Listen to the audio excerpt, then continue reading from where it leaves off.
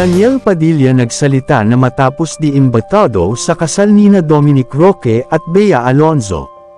Sadyang nagulantang talaga ang lahat matapos di kasama si Daniel Padilla sa listahan ng mga kaibigan na hindi invited sa kasal nina Dominic.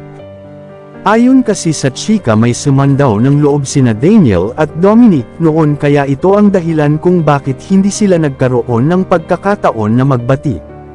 Inamin naman ni Daniel na siya mismo ay walang karapatang magreklamo sapagkat hindi naman niya kontrolado ang lahat ng taong iimbitahan ng nasabing aktor. Tanggap naman ni Daniel na wala siya sa kasal subalit bilang lalaki ay nagbigay naman ito ng mensahe para kina Bea at Dominic na ang hinihiling nito ay ang masayang pagsasama ng dalawa at ang matagumpay nitong kasal.